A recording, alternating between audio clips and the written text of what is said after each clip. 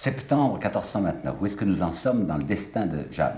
Eh bien, il y a la légende et il y a la vérité. La légende, c'est quoi? Ben, c'est celle sur laquelle j'ai vécu pendant tant d'années. À savoir que la situation française était catastrophique en 1429, que tout à coup il y avait une héroïne inspirée de Dieu qui a surgi du côté de Don Rémy, qui est venu se proposer à Chinon, l'a accueilli à bras ouverts. Ça a été la délivrance d'Orléans, ça a été le sacre du roi, c'est-à-dire une Jeanne qui est au pinacle de la gloire. Malheureusement, elle connaîtra un échec devant Paris, elle connaîtra un autre échec devant la Charité-sur-Loire.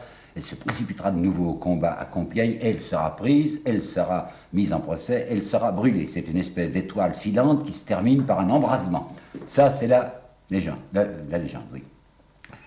La vérité, c'est que Jeanne est arrivée accueillie difficilement à Chinon.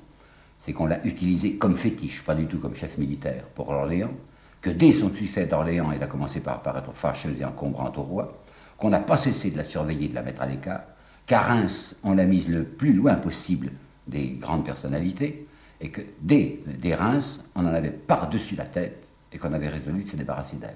On a tenté de se débarrasser d'elle devant Paris, j'en suis convaincu. On va retenter l'opération bientôt, et ça sera le désastre de Jeanne. Voilà la vérité, voilà comment ça se présente. Et bien maintenant, à partir de septembre 1429, qu'est-ce qui va s'ouvrir dans le destin de Jeanne? Il va s'ouvrir 8 mois que j'appellerai une crépusculaire, enfin des mois prémortuaires. 8 mois, ça compte, hein? Parce que si vous faites le calcul de ce que j'ai appelé sa vie publique, c'est-à-dire le moment où elle est dans l'action, ben, il y a 2 étapes extrêmement nettes. Il y a d'abord de Chinon à Reims, si vous voulez, oui, c'est ça, de Chinon à Reims, ça fait quelque chose comme, ou à Paris, mettons, ça fait 7 mois, hein? Et puis maintenant, de Paris à Compiègne, puisqu'elle est devant Compiègne qu'elle va être capturée, ça fait 8 mois. Donc la période qui s'ouvre devant nous et que je vais traiter d'une seule fois, c'est une période dans laquelle il n'y a presque rien, avec beaucoup d'obscurité. L'état d'esprit de cette pauvre petite-là, quand elle est arrivée avec le roi, revenant des tentatives devant Paris, quand elle a assisté au licenciement de l'armée royale, c'est fini, on ne se bat plus. C'est à Gien que le roi, les 21 et 22 septembre, a dissous son armée. Allez, on renvoie les mercenaires, il y a assez longtemps que ça lui coûte cher. Qu'est-ce qu'elle va devenir? Quichera, dans ce livre très remarquable qu'il faudrait rééditer aujourd'hui, qui s'appelle Nouveaux aperçus sur Jeanne d'Arc, 1850, a une phrase rude, mais que je crois véridique, où il dit elle était cette fille abreuvée, dit-il, abreuvée de peine et de dégoût. Peggy, qui a écrit des choses plus ou moins raisonnables sur Jeanne, en a écrit au moins une, extrêmement raisonnable, tout à fait à la fin de sa vie.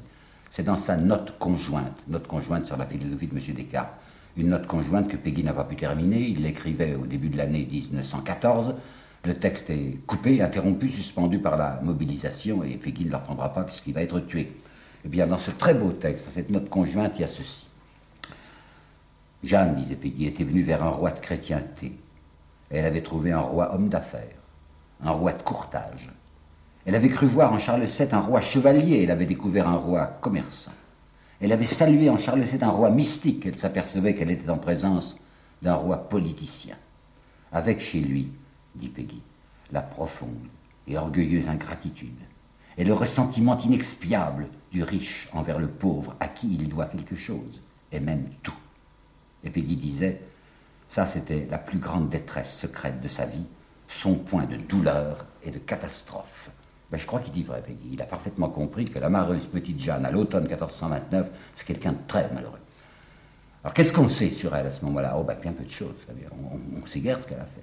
Elle était naturellement à la dissociation de l'armée, elle était là les 20 et 21 septembre, elle a le cœur crevé probablement. Puis on va la retrouver pendant à peu près tout le mois d'octobre, on n'a pas de date précise, à Bourges. Elle habite chez Madame la veuve Tourould, Madame la Tourould, comme on disait. Et il y a un document contemporain assez amusant qui dit « Jeanne allait beaucoup avec la Tourould aux bains et aux étuves ».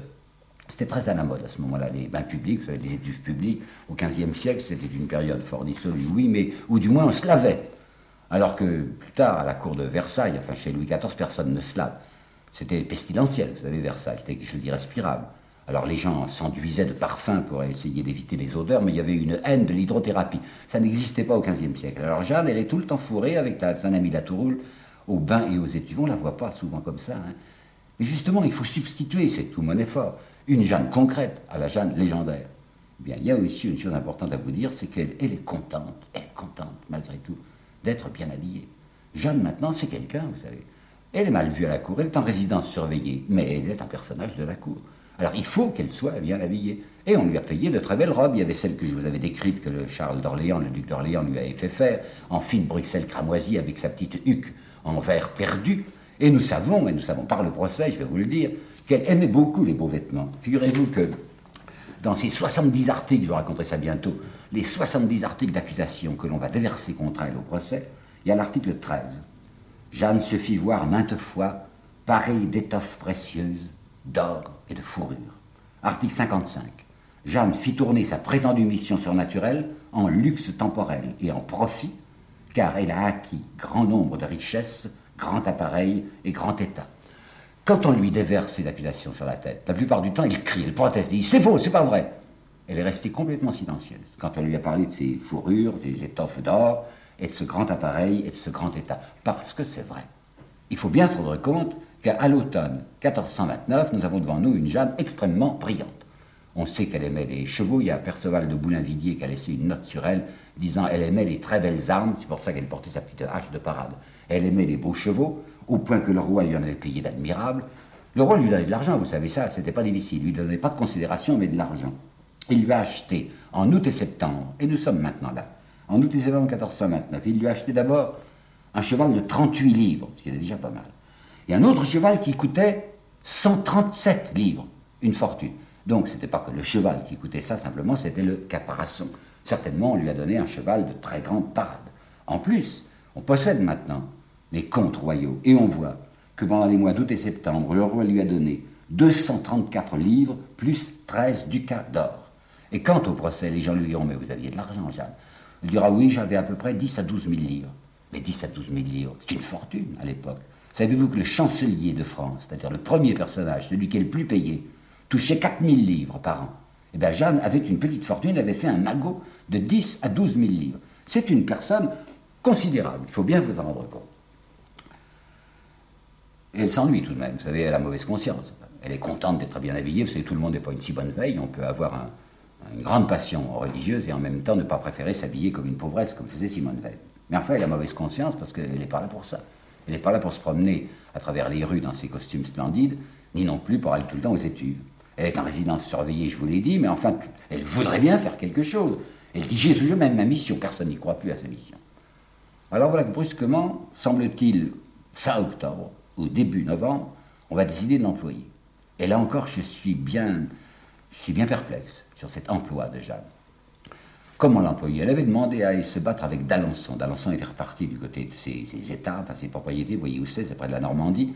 Il en avait gros sur le cœur à l'égard des Anglais, et il avait dit au roi, mais moi je pourrais bien me battre dans cette direction, ça ne gênera pas les négociations, les permanentes négociations avec Philippe le Bon, puisque maintenant on est en trêve avec Philippe le Bon. Si je me bats avec les Anglais, c'est pas grave. Le roi avait dit, écoutez mon ami, faites ce que vous voulez, mais je vous interdis d'employer Jeanne. Jeanne, elle doit rester là, surveillée, sous notre botte. Bon. Elle n'a pas pu aller en Normandie se battre.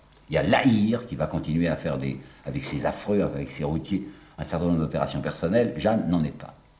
Et fin octobre, on lui dit, il y aurait quelque chose pour vous. Vous bougonnez, ça vous avez toujours envie de vous battre. On va vous envoyer à Saint-Pierre-le-Moutier et à La Charité-sur-Loire. Qu'est-ce que c'est que ça, Saint-Pierre-le-Moutier, La Charité-sur-Loire? C'est même pas dans les états de Philippe le Bon. D'abord, par question, on est en état de trêve avec Philippe le Bon. C'est pas non plus une affaire anglaise, c'est quoi? Eh bien, c'est une espèce de pirate local qui s'appelle Périnet-Gressart. Ce Périnet-Gressart, il y en avait pas mal, vous savez, à l'époque, des gens qui se sont établis sur un petit coin par la terreur et qui font des raids, des razzias autour d'eux. Il avait même fait une razzia contre le roi de Bourges, le pauvre petit roi de Bourges, il y a quelques années, ce Périnet-Gressart, qui a deux forteresses à lui, Saint-Pierre-le-Moutier d'une part et la Charité-sur-Loire d'autre part. La Trémouille en veut beaucoup à ce Périnet-Gressart. Pourquoi? Parce qu'en 1425, lorsque lui, la Trémouille, se rendait auprès de Philippe le Bon, il avait été arrêté, capté en route par le Périnet, qu'il avait mis sous clé, et qu'il n'avait lâché que contre 14 000 ducats d'or. La Trémouille, c'est un usurier, il est très près de ses sous, ça lui est resté sur le cœur d'être obligé de donner 14 000 ducats à cet individu de la Charité-sur-Loire. Alors on dit, on va utiliser Jeanne contre Périnet-Gressart. C'est assez ridicule. Jeanne, elle sert à autre chose qu'à limiter les dégâts de quelques individus, de quelques particuliers. Et elle a dit à ce moment-là, elle dira au procès, moi personnellement, j'aurais bien voulu aller en France. Et dans mon premier exposé, je vous ai dit, vous voyez que pour Jeanne, France égale Île-de-France, puisque la Charité-sur-Loire, qui est en pleine France aujourd'hui, pour elle, c'était pas la France. Elle y va. Dans quelles conditions? Eh bien, il va surveiller d'abord. Jamais elle n'est chef de guerre, vous savez. Alors, le premier coup à Orléans, c'était Dunois qui la surveillait, qui la commandait. Dans la campagne de Loire, c'était d'Alençon qui la commandait. Et cette fois, c'est le sire d'Albret qui va la commander, qui va la surveiller. Qui est le sire d'Albret? C'est le demi-frère de la Trémouille. Le roi ne va à peu près rien donner. Voyez-vous, j'ai l'impression que tout ça s'est passé entre la Trémoille et Jeanne. La Trémoille a dit à Jeanne, vous brûlez de nous rendre service, mais il y a quelque chose que vous pouvez faire. Vous pouvez nous débarrasser de ce Périnet-Gressart. Alors, elle y va. Et elle manquera terriblement, et de munitions, et d'argent, et d'hommes, puisqu'on lui voit écrire successivement 4 lettres, il y en a peut-être d'autres, mais on en possède 4, des lettres de mendicité que cette malheureuse Jeanne, et même son supérieur d'Albret, sont obligés d'écrire à diverses municipalités, à Bourges, à Clermont, à Rion, ou encore, attendez, Bourges, Clermont, Rion et Orléans. À Bourges, elle demande même 1400 livres qu'on ne lui donnera pas. Ben, qu'est-ce qui va se passer? Il va se passer qu'après, on ne sait pas combien de temps, mais environ 1 mois de combat inutile, elle va être obligée de plier bagage, de se retourner, de revenir piteusement, réellement piteusement. C'est une humiliation pour le roi. Le roi n'est pas capable, avec une petite troupe, d'enlever les possessions de ce Périnet-Gressart qui n'est qu'un tyranno local. Eh bien oui, le roi a arrêté les frais. Vous savez, mon idée derrière la tête, c'est que le roi, pour la seconde fois, comme il l'avait fait devant Paris, a essayé de faire, comme on dit, tomber Jeanne au champ d'honneur. Il en a par-dessus la tête de Jeanne. Il ne peut pas s'en débarrasser d'une manière visible et ouverte. Mais si Jeanne se fait tuer pour son service, eh bien tout est parfait. Et puis il prend un certain remords, il dit ben non, il n'y a pas moyen, on ne peut pas la tuer, qu'elle revienne. Elle revient, fort triste évidemment, et puis voilà qu'une seconde avanie va lui tomber dessus. Frère Richard, je ne sais pas si vous dites quelque chose, Frère Richard c'était ce très curieux religieux qui était apparu devant Jeanne, devant Troyes. Il sortait de Troyes, il était déjà venu se réfugier de Paris à Troyes parce que les Anglais et les Bourguignons se méfiaient de lui. Et depuis qu'il s'est agrégé au roi, au cortège royal, il ne cesse pas de mettre ses pas dans les pas de Jeanne. J'ai l'impression du que ça doit aller très mal entre lui, ce religieux, la Frère Richard, et Pasquerel, Jean Pasquerel, qui s'était constitué depuis Chinon le chapelain personnel de Jeanne. Toujours est-il que dans l'hiver 1429-1430, ce Frère Richard invente de jeter, si je puis dire, dans les jambes de Jeanne, une inspirée rivale. Il a découvert, lui, Frère Richard, une fille qui s'appelle Catherine de la Rochelle. Cette Catherine de la Rochelle déclare qu'elle est en communication céleste comme Jeanne, mais qu'elle, ses rapports particuliers sont avec la Sainte Vierge. Elle appelle ça la Dame Blanche, et elle dit que la Dame Blanche lui a donné des instructions, de doubles instructions. Premièrement, rien contre Jeanne, bien sûr, on adore Jeanne. Mais elle, Catherine, se propose de faire des quêtes à travers la France pour trouver de l'argent pour le travail de Jeanne et pour le travail du roi. 1. 2. Elle dit d'autre part, il faut s'arranger surtout avec Philippe le Bon, avec le duc de Bourgogne. Vous savez que c'est tout à fait dans la ligne de la Trémoille et du roi, ça, et d'Oriot de Chartres. De se battre le moins possible avec Philippe le Bon, travailler en douceur et du côté de la diplomatie.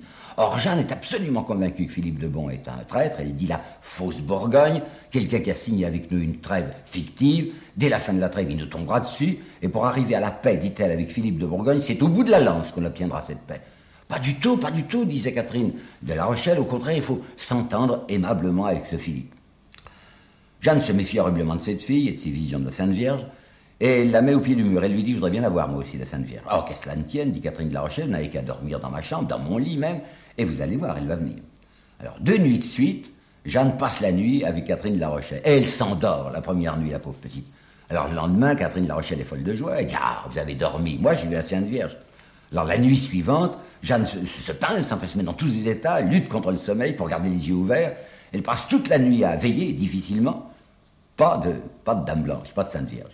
Alors elle a compris, elle se dit la fille travaille dans l'imposture, et elle va la dénoncer au roi, elle va écrire au roi, elle le voit de moins en moins le roi. Mais elle lui écrit une petite lettre où elle lui dit, mes voix m'ont fait savoir que tout ce que raconte Catherine de la Rochelle n'est qu'imposture, folie et néant. Vous imaginez la colère de frère Richard. Elle dira au procès, quand elle racontera l'histoire, le frère Richard fut très irrité, je crois que vous pouvez traduire, le frère Richard est fou furieux. Il y a donc un ennemi de plus que s'est fait Jeanne. Les gens, voyant que Jeanne, 2 fois de suite, a eu un échec devant Paris, échec devant la Charité-sur-Loire, commencent à murmurer autour d'elle ce que Regnault de Chartres répandait depuis le début, en fait de mission céleste, ça va mal. Voilà 2 fois qu'on la charge de quelque chose et qu'elle ne réussit rien. Son auréole est en voie de désagrégation. Alors le roi va faire à ce moment-là, nous sommes en décembre 1429, un geste inattendu, surprenant. Il va anoblir Jeanne, cette petite roturière, enfin cette fille qui sort du fumier, comme disait Jacques Gélu, On va en faire une aristocrate, une noble. Je suis convaincu que c'est pas Jeanne qui l'a désiré, vous savez, je vois là-dedans les frères. Les frères sont là derrière, surtout Jean et Pierre, qui sont des petits parasites que nous avons vus, et qui doivent se dire, ben, on va obtenir quelque chose de sérieux en quittant notre retour et en devenant des nobles. Le fait est que le roi va faire des lettres d'anoblissement. Il y a quelque chose d'intéressant dans ces lettres d'anoblissement, qui corrobore ce que je vous avais raconté la première fois, sur le nom de Jeanne. On ne sait pas son nom, hein. C'est Tard, c'est Dard, on ne sait pas. Le roi va faire du roscript, mettez ce que vous voudrez, et dans la pièce originale, Jeanne est appelée Day, D-A-Y. Et bien voilà, Jeanne Day, pas seulement elle, mais toute la famille, c'est pour ça que je soupçonne les frères Day derrière, toute la famille est anoblie. Il est évident que dans l'optique de la cour, c'était considérable d'anoblir quelqu'un. Hein. Ça c'était du sérieux, la fille était décrassée, ne sortait plus de son bourbier. Ça me fait penser misérablement à l'histoire du curé d'Ars et de Napoléon III. Je ne sais pas si vous vous rappelez que Napoléon III a décoré le curé d'Ars, il lui a donné la croix de la Légion d'honneur. Je vois pas bien le rapport qui peut exister entre la sainteté du curé d'Ars et une croix de la Légion d'honneur. Mais nous sommes entre réalistes, vous savez. La croix du Christ, ça c'est pas sérieux. La croix de la Légion d'honneur, ça c'est valable, hein, c'est positif. Toujours voilà que Jeanne est décorée, plus exactement anoblie. Je ne peux pas m'empêcher de penser qu'elle en est tout de même assez fière, assez contente. Ça la change tellement de son milieu originel. Et ce qui me fait croire qu'elle y a attaché de l'importance, c'est les grandes fêtes qui vont avoir lieu dès que ça aura été public, dès que les lettres ont été patentes, au milieu de janvier 1430, 2 jours de fête en son honneur à Orléans, et elle y va. La municipalité d'Orléans est très fière de voir que Jeanne, qui a délivré la ville, est maintenant de l'aristocratie, et les comtes de la ville d'Orléans nous apprennent que pour les 19 et 20 janvier 1430, les festivités vont comprendre une dépense de 6 livres et 12 sols pour 6 chapons, 9 perdrix, 1 faisan, 13 lapins, 52 pintes de vin. C'est pas Jeanne qui va boire les 52 pintes de vin, il faut penser qu'elle est arrivée avec son petit état-major, le mot est peut-être inexact, avec sa petite maison personnelle. J'ajoute que les comtes marquent aussi et 29 sols pour un pourpoint à son frère Jean. Il ne s'oubliait pas, il réclamait toujours des petits avantages. Où en sommes-nous pour la politique générale maintenant? Qu'est-ce qui se passe du côté de Philippe de Bourgogne? Bien, Philippe de Bourgogne est un monsieur qui hésite à ce moment-là. Il se dit, qu'est-ce que veulent faire les Anglais? Qu'est-ce que va faire Charles VII? Le vent a tourné. C'était évident que depuis le siège d'Orléans, la délivrance d'Orléans, le vent maintenant souffle du côté, enfin en poupe, pour le Charles VII. Mais d'autre part, il ne veut pas se brouiller avec les Anglais.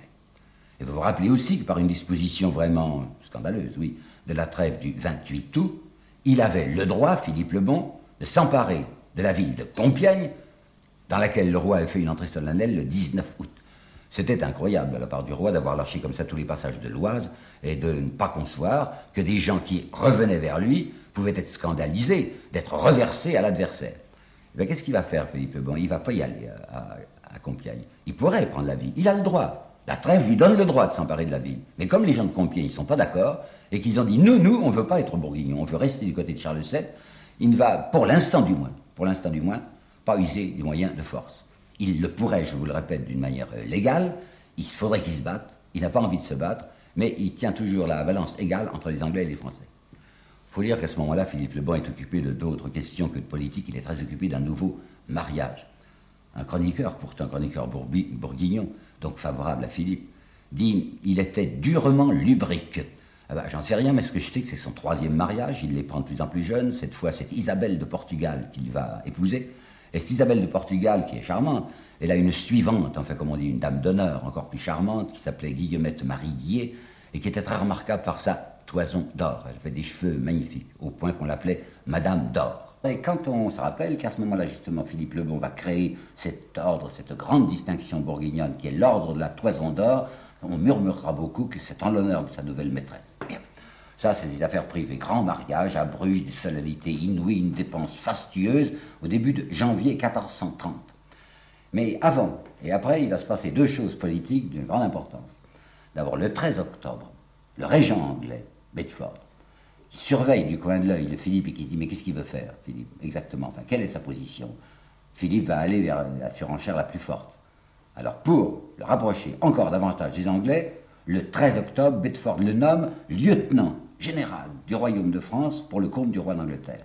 Il y a le roi, il y a le régent lui-même Bedford, et puis il y a le 3e personnage des Anglais qui s'appellera le français Philippe le Bon, et c'est lui qui sera le lieutenant général de Bedford. C'est déjà pas mal. Mais ce qui est beaucoup plus grave, c'est ce qui va se passer le 13 février.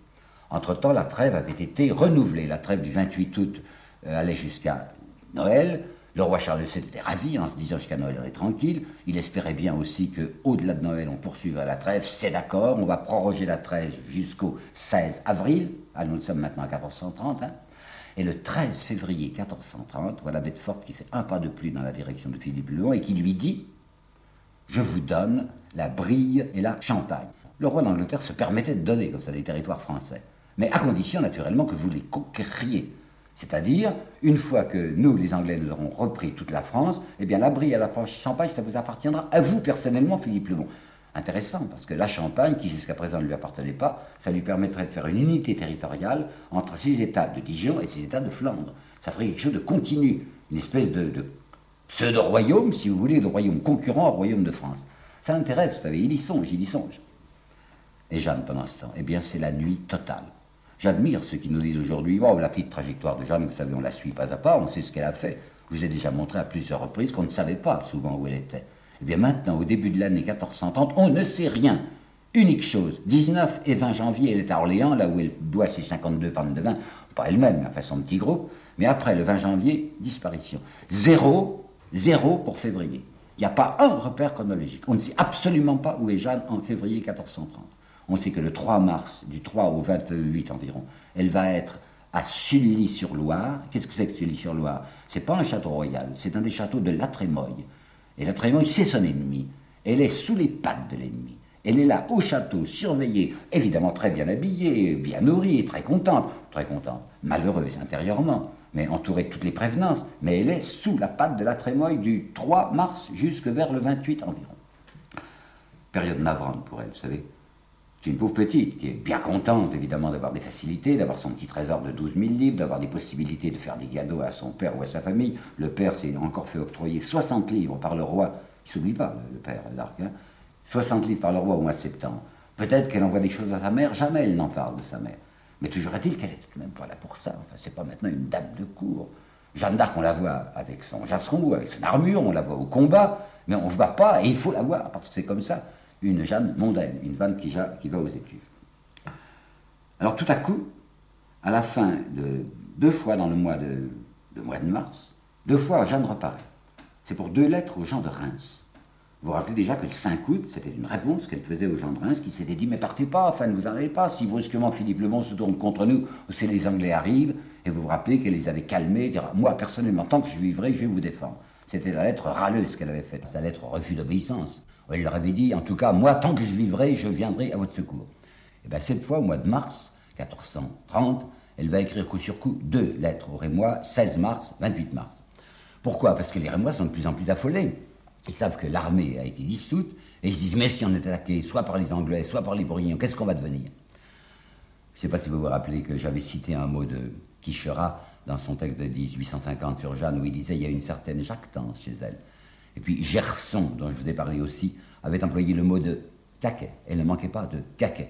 Et bien c'est vrai que ces lettres qu'elle écrit maintenant aux Rémois montrent un petit côté, comment dirais-je, un petit côté matamore. Enfin, elle était comme ça, Jeanne. Qu'est-ce qu'elle leur dit en effet? Elle dit aux Rémois, vous savez, les ennemis, dès qu'ils sauront que je m'amène à votre secours, dès que la terrible Jeanne sera annoncée à l'horizon, ils chausseront leurs éperons si vite qu'ils ne sauront même pas où les prendre. Bon, passons, elle est convaincue que ça va se produire comme ça. Mais la lettre, la deuxième lettre, contient une affirmation absolument aberrante, extraordinaire. Personne ne va confirmer ce qui est écrit dans cette lettre par Jeanne. Elle dit, apprenez que toute la Bretagne est maintenant française et que le duc de Bretagne envoie au roi 1000 combattants payés d'avance pour 2 mois. C'était cher, les mercenaires, et bien le duc de Bretagne, paraît-il, faisait cette énorme dépense. Oui, mais jamais personne ne confirmera la chose. Et nous savons au contraire qu'entre le roi et le duc de Bretagne, ça va mal. Vous vous rappelez que Richemont, quand il s'était présenté au moment de Patay, le roi l'avait renvoyé. Allez, repartez votre partenaire qu'on ne vous voit plus. Par conséquent, c'est tout à fait faux, cette histoire. Et Jeanne le croit. Alors, si elle le croit, c'est qu'on lui a fait croire. Et j'imagine bien, enfin, je crois deviner, que cette blague, cette craque qu'on lui a racontée, c'est pour la convaincre de partir. Parce qu'on en a assez d'elle, il y a assez longtemps même qu'on en a parti la tête d'elle à la cour. Perceval de Cagny, qui est un chroniqueur du duc d'Alençon, donc favorable à Jeanne, affirmera de manière la plus catégorique, elle est partie à l'insu du roi et sans prendre congé. Ça m'étonnerait. Pourquoi? Parce qu'on voit que son écuyer, qui s'appelle Dolon, que le roi lui avait donné, va l'accompagner. Parce qu'on voit aussi qu'au moins un de ses frères, peut-être que l'autre est là aussi, mais le frère Pierre l'accompagne aussi. Eh bien, Dolon est un homme prudent. Pierre est un garçon qui tient surtout à être très bien avec le roi. J'ai pas l'impression que ni Dolon ni Pierre ne se risqueraient dans une aventure à l'insu du roi. Alors pourquoi, comment est-elle partie à mon avis? Voilà, le roi est trop content de la voir partir, trop content de lui voir enfin les talons. Alors elle a dit, je veux partir, mais le roi a dit, mais je ne m'y oppose pas du tout. Mais sous votre responsabilité, Jeanne, moi je ne suis pas dans le coup, faites ce que vous voulez. Voilà comment elle va partir, Jeanne. Et dans quelles conditions précises? Ben, premièrement, Jeanne se persuade, elle a parfaitement raison, que dès que la trêve, la fameuse trêve du 28 août qui avait été prorogée à Noël, va expirer, c'est-à-dire le 16 avril, elle est complètement convaincue, elle est certaine que Philippe de Bourgogne va rentrer cette fois dans la danse. Les gens de Compiègne, je vous l'ai dit, n'avaient pas voulu céder, n'avaient pas voulu passer au duc de Bourgogne.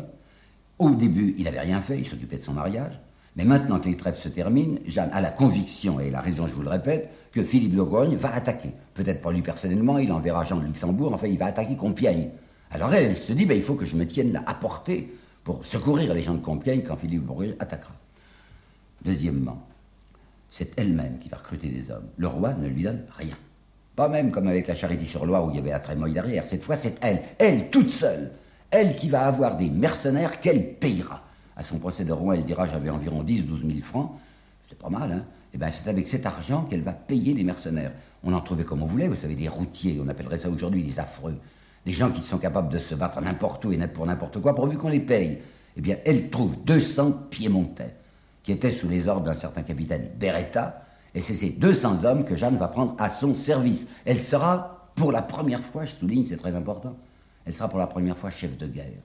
Vous vous rappelez, quand elle était partie pour Orléans, elle s'était imaginée qu'elle était chef de guerre. Elle l'avait dit aux Anglais dans sa lettre du 22 mars.